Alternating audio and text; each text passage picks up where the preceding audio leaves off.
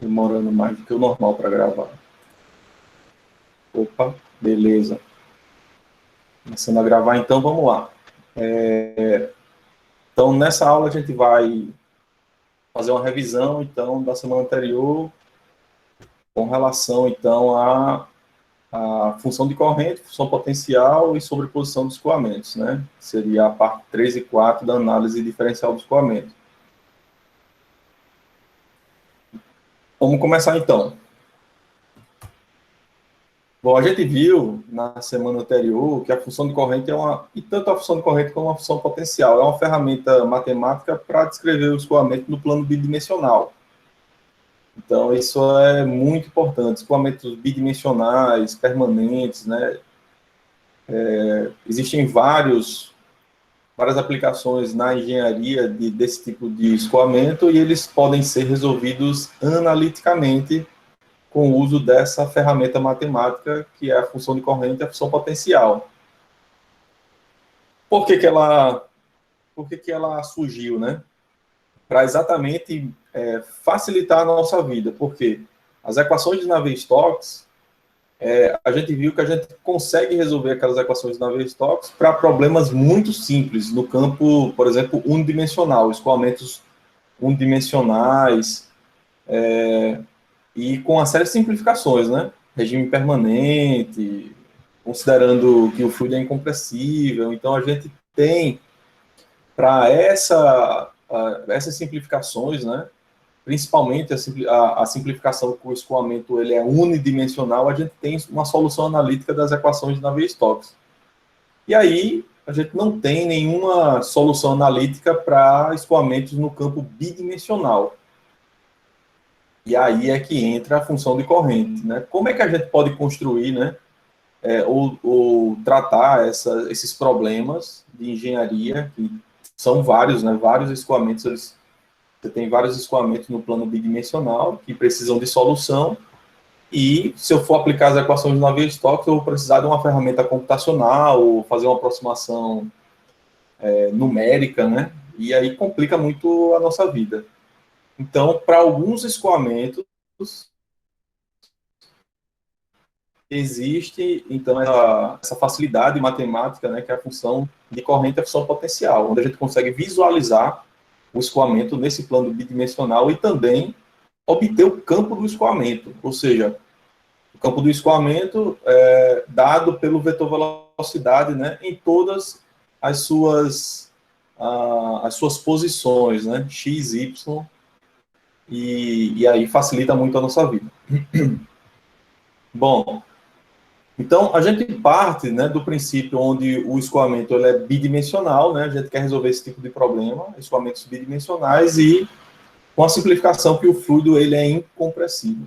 Tá? O fluido incompressível, ele não tem variação da massa específica. Então, isso é aplicado, né, para líquidos, tranquilamente a gente pode aplicar, e para gases onde você não tem alteração de pressão ou de variação fortes, né, de pressão ou de temperatura, a gente também pode considerar esse tipo de aproximação também para gases. Mas para líquidos é muito tranquilo. E considerando, né, um escoamento bidimensional e incompressível, a gente consegue simplificar bastante, né, as equações de Navier-Stokes. Vocês estão vendo aí a equação da continuidade, né, que é a equação da conservação da massa, e ela, para um escoamento bidimensional e compressível, fica reduzida a só esses dois termos. Du dx mais dv dy é igual a zero. Então, muito simples. Né? Uma equação bem mais simples, né? Bem mais simplificada. Mas, ainda assim, se eu fosse resolver essa equação, eu precisaria de um esquema numérico. Né? E aí vem a função de corrente. O que é a função de corrente? A função de corrente é uma função escalar que satisfaz essa equação da continuidade. Exatamente. Né? Du dx mais dv dy igual a zero. Então, apareceu essa proposta, né? Então, alguém propôs essa relação entre as componentes de velocidade e a função de corrente. E quando a gente substitui essas relações na equação da continuidade para um escoamento bidimensional incompressível, aí a gente consegue satisfazer a equação da continuidade, ou seja, vai dar 0 igual a zero, né? Então, quando a gente substitui aqui, fazendo U igual a dπc dy e V igual a menos dπc dx, quando a gente substitui na equação da continuidade, a gente vai ver aqui que vai dar 0 igual a zero, né? Que a gente vai ter duas derivadas mistas, uma positiva e outra negativa, somando essas derivadas mistas, né, iguais, somando elas se anulam aqui, né? Então vai dar 0 igual a zero. Então, essa proposta aqui, ó, ela satisfaz a equação da continuidade para essas condições. Escoamento bidimensional e incompressível. Então, qual é a vantagem, né, do uso da função de corrente? Essa função aqui chamada de função Psi. Exatamente, né, ao invés de trabalhar com duas variáveis, U e V, eu começo a trabalhar com uma variável só, que é a função Psi, tá? A função de corrente. Então, ao invés de trabalhar com duas, U e V, eu trabalho com uma só, e aí sim eu consigo solução analítica para esses casos. Tá? Então, não pensem que isso aí foi para complicar a nossa vida. Foi para facilitar e resolver problemas no campo bidimensional do escoamento, né? Que, enfim, se a gente fosse fazer pelas equações da Navier-Stokes, a gente teria que aplicar uma solução numérica. O valor de Psi, ele não tem significado físico, mas a variação do valor de Psi está relacionada à vazão que passa entre duas linhas de corrente. A gente viu na aula passada que o valor de Psi, ele satisfaz a linha de corrente, a equação da linha de corrente, que é igual a dy sobre dx é igual a v sobre u. Então, essa função Psi, ela também satisfaz a linha de corrente. Ou seja, para um determinado valor constante de Psi, eu obtenho uma linha de corrente. E a linha de corrente, ela já começa a caracterizar o campo de escoamento, né? Porque a gente sabe que os vetores, velocidades, eles passam tangente às linhas de corrente. Então, com a linha de corrente, a gente começa a visualizar tanto, né, o campo do escoamento, como o campo de velocidades também, né, através das linhas de corrente. Tá? Então, para um valor constante de Psi, para cada valor constante de Psi, eu tenho uma linha de corrente. Né? Então, por exemplo, para Psi igual a 0, eu tenho uma linha de corrente. Para Psi igual a 1, eu tenho outra linha de corrente. Para Psi igual a 2, eu tenho outra linha de corrente. Então, eu vou variando o valor de Psi, valores constantes de Psi, eu vou obtendo, né, para cada valor constante, eu obtenho uma linha de corrente. Tá? A variação desses valores de Psi entre duas linhas de corrente vai dar exatamente a vazão que passa por a seção transversal formada pelas duas linhas de corrente. Vocês estão vendo aqui uma linha de corrente aqui preta, Psi, a outra linha de corrente aqui, Psi mais dPsi, e aqui eu tenho uma seção transversal. Então, eu tenho o escoamento, né, ele está vindo aqui da esquerda para a direita, e aí eu tenho uma vazão, né, que passa por essa seção transversal, e a gente viu na aula, né, que o cálculo da vazão é dado apenas pela subtração dos valores constantes, né, das duas linhas de corrente, Psi2 menos Psi1. Então, eu subtraio o valor, né, dessa constante, o Psi, né, e aí eu tenho a vazão que está passando por unidade de profundidade, né, porque esse escoamento aqui está acontecendo no plano bidimensional e a gente está assumindo que a profundidade ela é constante. Então, esse Q aqui, ele tem unidade de vazão por profundidade, certo? Muito bem. Então, resumindo a história, o valor do Psi ele é constante em uma linha de corrente, e a diferença, então, vai dar exatamente a vazão por unidade de largura, que passa entre as duas linhas de corrente. Para o escoamento, para a questão da função potencial, que a gente viu também na aula anterior, a função potencial já está ligado aos escoamentos irrotacionais, né? Aí vem um conceito importante, né? O que é um escoamento irrotacional? O escoamento irrotacional é aquele onde a velocidade angular é igual a zero. Então, se a velocidade angular é zero, o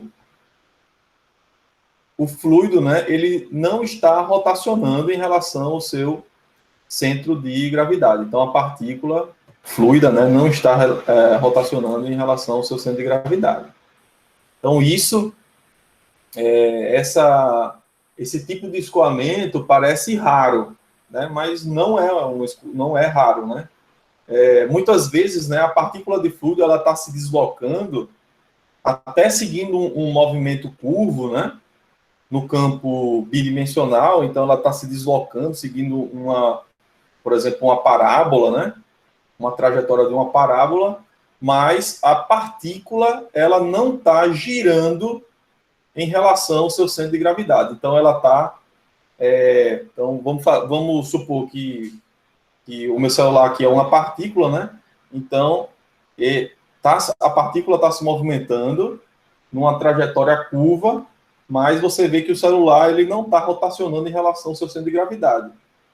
Um escoamento rotacional seria um deslocamento onde a partícula fluida ela começa a rotacionar em relação ao seu centro de gravidade. Então, aí a velocidade angular é diferente de zero. Tá? Então, os escoamentos rotacionais, eles são bastante comuns, né? Em escoamentos bidimensionais, tem várias aplicações na engenharia, e matematicamente é isso aqui. Matematicamente, a velocidade angular no eixo Z, né? Se eu estou considerando um escoamento que está acontecendo no plano bidimensional, então a velocidade angular no eixo perpendicular ao plano XZ, né? Que seria o eixo Z, tem que ser igual a zero, né? Então, a gente viu na aula anterior, eu demonstrei isso aqui, né? Como é que a gente chega na velocidade angular, tá? Então, é essa equação aqui de diferencial, né? Dessa componente aqui da aceleração da velocidade angular. E quando a gente iguala isso aqui a zero, o que é que acontece? O Vx, o dv dx vai ser igual a du dy. Né?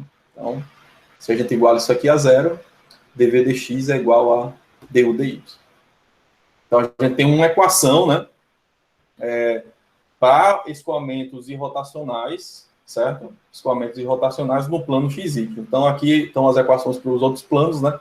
Mas, enfim, a gente vai focar nessa equaçãozinha aqui, que é no plano XY, né? Então, a gente vai lá sempre, né, considerar, né, um escoamento bidimensional no plano XY. E aí, a função de corrente, ela é uma função para exatamente, né, satisfazer essa equação aqui, ó, essa equação, que é a equação da irrotacionalidade no plano XY. Então, que função matemática a gente pode usar que satisfaça essa equação aqui, certo? Então, que proposta eu posso dar, né? Que proposta de função matemática eu posso dar que satisfaça essa equação aqui do escoamento irrotacional? Então, a proposta é essa. Fazer U igual a dφ dx e V igual a dφ dy. Então, fazendo essas componentes aqui, a gente consegue atender aquela equação do slide anterior, né? Vão dar derivadas iguais, né? De um lado e do outro da equação. E a gente tem, então, essa relação entre os vetores, né? As componentes do vetor velocidade e a função potencial, que é a função φ, tá? Uma letra grega chamada φ, certo? Aqui, enfim, tem outro componente aqui, né? Se a gente quisesse trabalhar com o plano YZ ou XZ, aí a gente ia usar essa componente aqui, tá? Resumindo a história, o vetor velocidade ele pode ser dado aqui pelo gradiente de φ, certo? Onde o vetor velocidade é dado por U, V e W, né? Três componentes, o vetor velocidade U, V e W, só que U é dφ dx, o V é dφ dy e o W é dφ dz. Então, o vetor velocidade corresponde, então, o gradiente, né, da função potencial.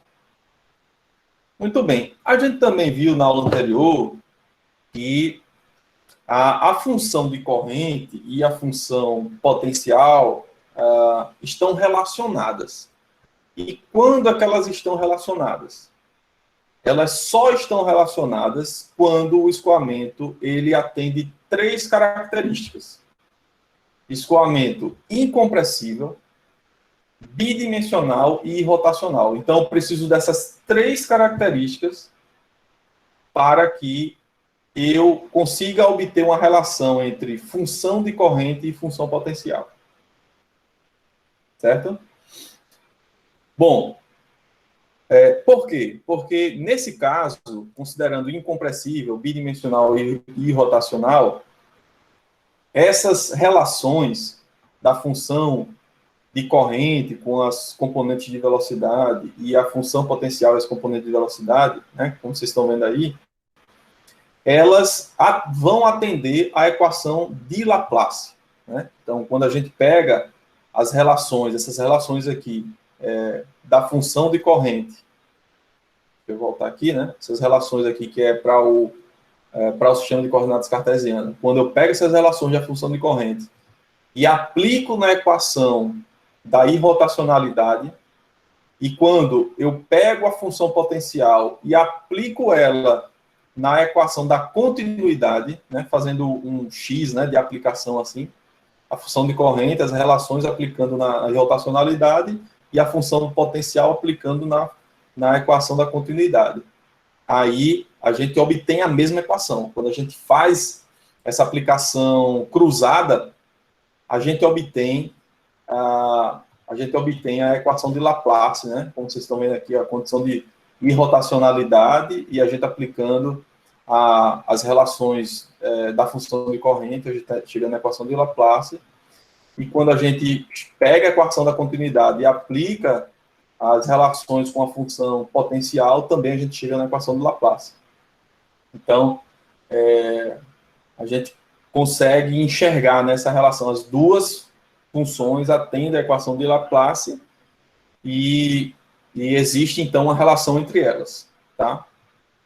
A relação entre elas, também a gente viu na aula anterior, é que, graficamente, as linhas, né, de corrente, que se refere aos valores constantes de π, né, que é a função de corrente, e as linhas potenciais, né, que são valores constantes, né, da função potencial. Então, tem duas linhas. Essas linhas, elas se cruzam e são ortogonais, né, porque a inclinação da linha de corrente, ela é o inverso negativo da inclinação da linha potencial. Então, isso só acontece, né, matematicamente, isso só acontece quando uma linha cruza a outra de forma perpendicular, ou seja, as duas linhas são ortogonais. Então, é o seguinte, resumindo a história, se eu disponho das linhas de corrente, graficamente, eu consigo obter as linhas potenciais, é só fazer linhas, né, que cortam as linhas de corrente de forma perpendicular. E vice-versa. Se eu tenho as linhas potenciais, eu posso obter as linhas de corrente fazendo também, passando, né, as linhas de corrente de forma ortogonal às linhas potenciais. Tá? Então, muito simples. Matematicamente, também, a gente pode derivar, obter uma equação em função da outra. Então, bem simples, né? Se o escoamento for bidimensional, incompressível e rotacional, se eu tenho uma função potencial, eu posso obter a função de corrente, e vice-versa. Se eu tenho a função de corrente, eu posso obter a função potencial, né, se é um escoamento bidimensional, incompressível e rotacional. Tá? Beleza? Então, basicamente é isso, né? A relação dessas duas funções, né? Quando aqui essa relação é válida, e as relações de função de corrente e função potencial com o vetor velocidade. Então, isso é muito importante, tá? Beleza. E outra coisa que a gente viu na aula anterior é que na literatura, vocês podem encontrar na literatura facilmente alguns escoamentos que são muito comuns, né, em aplicação de problemas de engenharia, e aí a gente não precisa desenvolver isso na mão, né, do zero. Então, a gente vai lá no livro e obtém a equação, por exemplo, né, de um escoamento uniforme, como vocês estão vendo aqui, um escoamento que está acontecendo da esquerda para a direita, um escoamento horizontal. E para esse escoamento, eu tenho as componentes de velocidade, U é igual a uma constante, o maiúsculo, e V é igual a zero, e aí a gente tem aqui na literatura já, né, que o Psi, que é a função de corrente, é igual a U vezes Y, e a função φ, que é a função potencial, é menos U vezes X. Então, ninguém precisa decorar. Então, vai lá na literatura, para um escoamento uniforme, já obtém a função de corrente e a função potencial. Mesma coisa para um escoamento tipo fonte, tá? A gente pode obter as componentes de velocidade e também a função Psi, a função φ, ou um escoamento de polo, né, que é bem complexo. A gente já, no livro, a gente pode obter, né, quais são, né, as componentes de velocidade e quem é a função Psi e a função φ. Tá? Então, ninguém precisa decorar. E, a partir daí, tem um conceito muito legal na mecânica dos fluidos, que é o princípio da superposição. Que princípio é esse? É o seguinte, se existe uma função de corrente que atenda a equação de Laplace, né, exatamente para esses escoamentos, né, bidimensionais, compressivos e rotacionais, atendendo essas três características, então, se existe uma função de corrente que atenda a equação de Laplace e uma segunda função de corrente que também atenda a equação de Laplace, eu posso obter, então, um escoamento que é a sobreposição desses dois, e a soma dos dois vai também atender à equação de Laplace. Tá? Então, a sobreposição de dois escoamentos bidimensional, incompressível e rotacional, então, se eu faço a sobreposição deles, vai gerar outro escoamento também, o quê? Bidimensional, e rotacional e incompressível, certo? E esse escoamento resultante dessa sobreposição, ele atende a equação de Laplace, tá? Então, esse é um conceito bem legal. E aí, a gente tem na literatura várias combinações de escoamento, né, entre dois escoamentos e até entre três escoamentos também. A gente consegue achar na literatura. Tá? Combinação de dois ou até de três escoamentos. Os mais comuns, né, sem dúvida, são o escoamento, né, a sobreposição com o escoamento fonte mais uniforme, o uniforme com dipolo, são os mais comuns assim na literatura que a gente pode encontrar. Então, vocês estão vendo aí, por exemplo, um escoamento uniforme e fonte. Outra coisa interessante é o seguinte, como as linhas de corrente, né, nas linhas de corrente, a gente não tem o vetor velocidade sempre passa tangente, então a gente pode assumir aqui que uma linha de corrente, né, ela se comporta como se fosse um corpo sólido, né, onde a gente não vai ter escoamento, né, atravessando a linha de corrente, um escoamento que vai atravessar a linha de corrente, por quê? O vetor velocidade sempre vai passar tangente, certo? Então, nessa sobreposição de escoamentos, fonte e uniforme, olha o formato aqui, olha que tipo de escoamento deu. Interessante, né? Então, isso aqui, a gente pode imaginar vários escoamentos práticos, né, na engenharia aí que podem, que essa sobreposição pode representar, né, escoamentos reais. Né? Um escoamento...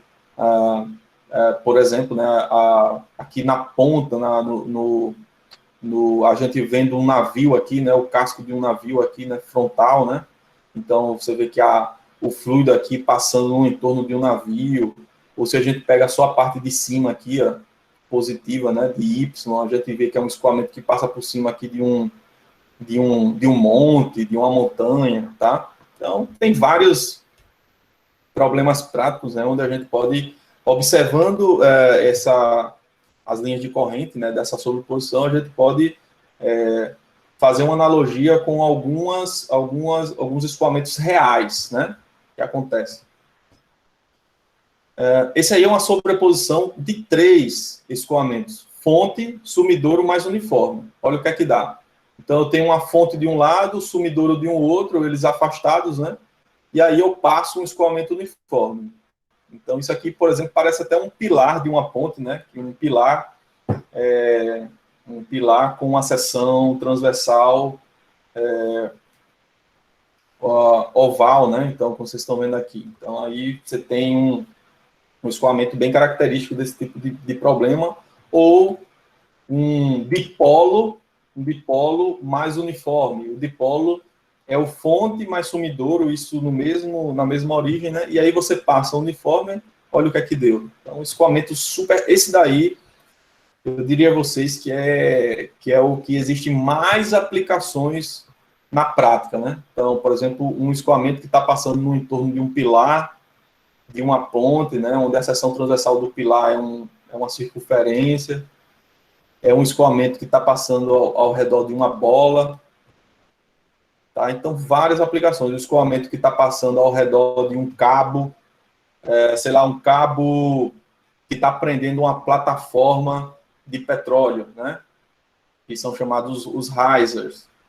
Esses risers são cabos, né, cabeamentos de seção transversal circular. Então, a gente pode imaginar aqui, né, o escoamento que está passando no entorno de um cabo, né, que está segurando uma plataforma de petróleo. Então, a gente não precisa de recursos computacionais rebuscados para resolver esse tipo de escoamento. Simplesmente a gente vai pegar e vai fazer uma soma de um escoamento dipolo mais uniforme e a gente já obtém a equação que consegue resolver na mão, né, de forma analítica, sem a necessidade de um computador. Então, isso é uma coisa bem legal, né, desse tipo de aproximação.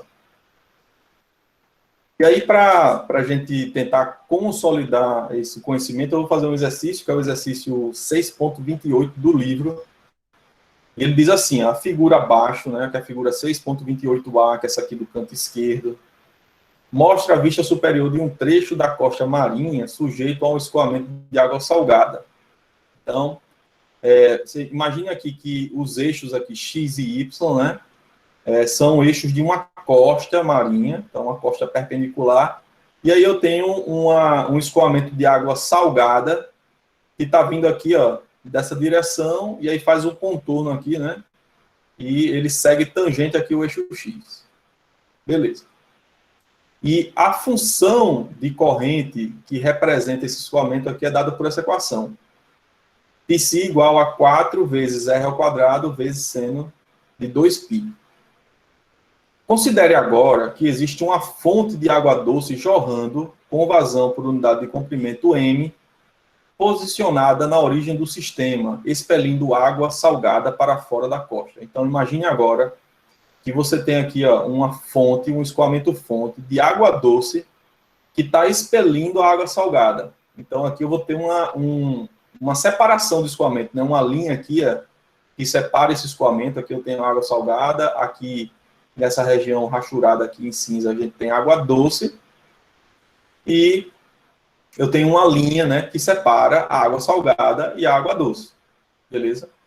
Como vocês podem ver aqui, é bem fácil, né, através da figura aqui, localizar que existe um ponto de estagnação, que é exatamente esse ponto aqui, que dista da fonte aqui L, tá? Então, a distância da fonte até esse ponto de estagnação é L, tá? Então, o Y é igual a L nesse ponto aqui.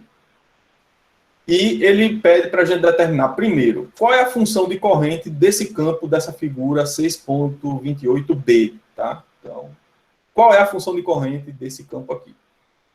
Na letra B, ele pede qual é a vazão por unidade de comprimento, M, dessa fonte, né, aqui, necessária para fazer com que a água salgada se afaste da origem 5 metros. Então, ou seja, para L igual a 5. Então, qual a vazão que essa fonte tem que ter para afastar a água salgada aqui, né, 5 metros, para que o L seja igual a 5. E, por fim, qual é o valor da linha de corrente que separa a água doce da água salgada, que é exatamente essa linha de separação. Lembrem que, como eu falei agora há pouco, né, para vocês, que uma linha de corrente equivale a um valor de constante de π. Então, o que ele está pedindo aqui? Ele está pedindo exatamente isso. Qual é o valor de π, né, dessa linha que separa os escoamentos, a água salgada da água doce? Vamos lá, então. Bom, primeira coisa, vou colocar tudo aqui que não funcionou bem aqui a nossa animação, mas tudo bem. Então, se a gente sabe que as funções de corrente dos dois tipos, né? Eu tenho dois escoamentos aqui. Ele me deu a equação desse escoamento aqui da água salgada. Então, está aqui a água salgada. O π da água salgada ele já deu. 4 vezes r ao quadrado vezes 102π. E a água doce aqui é um escoamento fonte. Então, o escoamento fonte, a gente vai lá no livro e pega a equação direta, sem precisar fazer nada. Vai no livro e pega a equação da função de corrente, função de corrente desse tipo de escoamento, que é um fonte, né? Então, a água doce é um escoamento fonte que tem essa equação aqui. Θ vezes m, onde m é a intensidade da fonte, dividido por 2π. O m é uma constante, é um valor constante, é uma vazão por unidade de comprimento, tá? E esse m para uma fonte, ele é um valor positivo. Esse valor de m, ele tem que ser positivo, tá? Para uma fonte. Quando é um sumidouro, o valor de m é negativo. Quando é uma fonte, o valor de m é positivo. Muito bem. Então, a gente pode obter a função de corrente do novo escoamento, usando o princípio da sobreposição. Então, que é a letra A do problema, né? Para a gente obter a letra A do problema, basta somar a função de corrente da água salgada com a função de corrente da água doce, e a gente vai obter uma nova função aqui de corrente, uma nova função π, que é o somatório desses dois. Então, bem simples, tá? Com a equação da função de corrente, a gente pode obter as componentes do vetor velocidade, pessoal. Então, é bem simples também, porque a gente sabe qual é a relação entre as componentes do vetor velocidade e a função π, não, dado por essa expressão. Então, eu tenho que o VR é 1 sobre R dπ dθ, e o Vθ é menos dπc dr. Tá? Isso a gente em coordenadas polares, tá, pessoal? E já considerando o sistema de coordenadas polares. Então, é só vocês irem no livro e obter, né, a equação certinha dessa relação já usando as coordenadas polares. Então, o que é que eu tenho? Então, eu posso determinar, então, o VR e o Vθ. Tá? Então, para determinar o VR, eu preciso derivar parcialmente a função π em relação a θ. Certo? Preciso derivar parcialmente a função π em relação a θ. E depois dividir todo mundo por R. Então, eu peguei aqui a função π, ó, coloquei aqui dentro, então vou derivar, né, primeiro em relação a θ e depois dividir todo mundo por R. Então, isso resulta, né, depois vocês façam aí, mas o VR deu 8 vezes R, cosseno de 2θ mais m sobre 2πr, tá? Então, já o resultado dessa expressão aqui toda. E para obter o Vθ, eu preciso derivar a função π em relação a R, derivar parcialmente, né? Então, derivando essa expressão em relação a R, depois colocando aqui negativo, eu vou obter essa expressão aqui, que o Vθ é igual a menos 8 R seno de 2θ, tá? Então, aqui a gente já obteve, então, tanto o VR e o Vθ, né, que são os componentes do vetor velocidade. No ponto de estagnação, ou nos pontos de estagnação, a gente não sabe, né? A gente aqui no gráfico, a gente está vendo que existe um, né?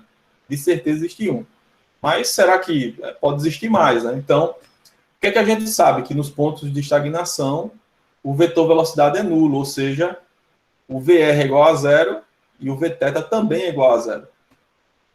Então, fazendo, então, o primeiro Vθ igual a zero, fazendo o Vθ igual a zero, a gente tem que o Vθ é menos 8, R seno de 2θ, então fazendo ele igual a zero, a gente tira aqui que o seno de 2θ é igual a zero, ou seja, 2θ tem que ser igual a zero, e 2θ pode também ser igual a π, né? Onde o seno desse argumento vai dar zero.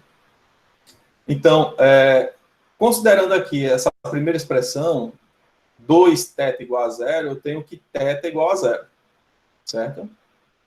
E, considerando a segunda expressão, 2θ igual a π, eu obtenho, então, que o θ é igual a π sobre 2. Então, eu tenho posso ter dois pontos aí, né, possíveis, né? Primeiro, para θ igual a zero, eu estou aqui no eixo x, né? E θ igual a π sobre 2, e π sobre 2, 90 graus, eu estou aqui no eixo y, nesse eixo aqui positivo do y. Então, θ igual a zero é o eixo positivo do x, e θ igual a π sobre 2 é o eixo positivo do y. Beleza, então primeiro vamos pegar e substituir, né, usar primeiro essa primeira condição, θ igual a zero, tá? Então, para θ igual a zero, eu tenho que o VR é 8R cosseno de 2θ, né? Só que o θ é zero, então vai ficar cosseno de zero, mais N sobre 2πr igual a zero, né? O VR também é zero, né, no ponto de estagnação. Então, a gente obtém aqui que o R é a raiz de menos M sobre 16π. Então, enfim, como o M é sempre positivo, se o M é sempre positivo, então, não existe raiz de número negativo, então essa solução aqui ela é inválida. Ela não existe do ponto de vista físico, né? Um raio negativo, certo? Então, ou seja, eu não posso considerar esse ponto aqui, né, para θ igual a zero, não existe ponto de estagnação para θ igual a zero. Agora, fazendo θ igual a 2π, e substituindo, né, aqui na expressão do VR, a gente obtém aqui que o R vai dar a raiz de M sobre 16π. Então, como o M é positivo, beleza, então essa é uma equação aqui possível, tá? Porque o M, ele é positivo. Muito bem, então o R vai dar exatamente, né, esse valor aqui. Beleza, então se a gente sabe que o L é igual a 5, né, no ponto de estagnação aqui, ó, nesse ponto de estagnação, o L é igual a 5. Então, a gente pode obter o valor de M, né? Então, é só substituir aqui, exatamente na equação que a gente encontrou agora, né? O R é igual a raiz de M sobre 16π, só que o R vai ser igual a L, né? Para π sobre 2, o R vai ser igual a L. E o L, ele deu que é igual a 5. Então, a partir daqui, a gente pode achar o valor de M, e o M deu igual a 400. Tá? M igual a 400π. Se a gente faz essas continhas, a gente acha aqui que o M é igual a 400π. Sabendo o valor de M, a gente pode voltar, né, na equação para calcular o valor da linha de corrente que faz exatamente essa separação do escoamento. Né? Lembrando que essa linha aqui, ó, ele passa pelo ponto de estagnação. Essa linha de corrente que separa o escoamento passa pelo ponto de estagnação. Então, se eu sei aqui a informação que o ponto de estagnação é R igual a 5 e θ igual a π sobre 2, e eu obtive agora há pouco, né, o valor de M, que é 400π, eu só faço agora substituir aqui essas informações na expressão aqui do πc, que eu achei logo no início do problema, né, fazendo a sobreposição dos dois escoamentos. Então, se eu substituir aqui, ó, fazer R igual a 5, θ igual a π sobre 2 e M igual a 400π, a gente pode obter o valor constante de πc, e nesse caso aqui vai dar 100π.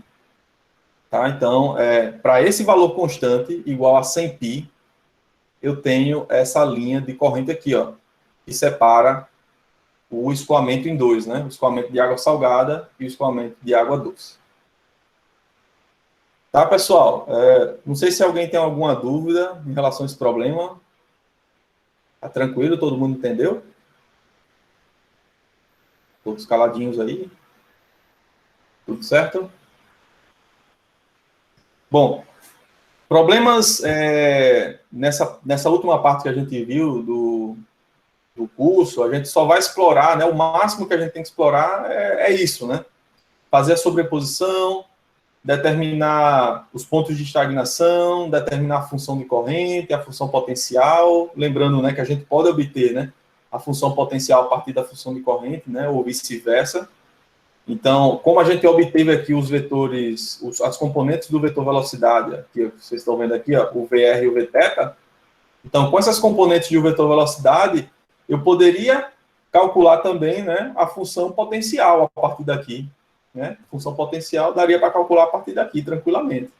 Porque existe a relação entre a função potencial e as componentes de vetor velocidade. Bem simples. Então, daria para fazer isso. A gente fez, né, na aula anterior, né, partindo do vetor velocidade, calcular a função potencial. Tá? Então, é só seguir o exemplo, né, que a gente resolveu na aula passada, para vocês calcularem a função potencial desse escoamento, não fica como um exercício para vocês. Tá? Outra coisa que a gente poderia explorar aqui é o cálculo do valor mesmo, né, do vetor velocidade, né? O valor do vetor velocidade em pontos específicos aqui do escoamento, né? O vetor velocidade é dado pelas componentes, né? Nesse caso aí, VR e o Vθ. E o módulo do vetor velocidade é dado pela raiz de VR ao quadrado mais Vθ ao quadrado, certo? Então, se a gente obtém o VR e o Vθ, a gente pode obter o módulo do vetor velocidade em qualquer ponto. É só obter o valor de R e o valor de θ. Então, dado essa coordenada, R e θ, a gente pode obter o VR e o Vθ e, consequentemente, o módulo do vetor velocidade, né? Onde o módulo de V é a raiz de VR ao quadrado mais Vθ ao quadrado. Então, a gente poderia explorar isso também, né? Pedir para que vocês calculassem o valor do módulo do vetor velocidade em pontos específicos, né? Para R igual a 1, para R igual a, sei lá, para θ igual a π sobre 4. Então, daria para explorar também essas questões. Tá? Então, basicamente é isso que a gente queria mostrar para vocês. Então, a prova... Deixa eu parar de gravar aqui.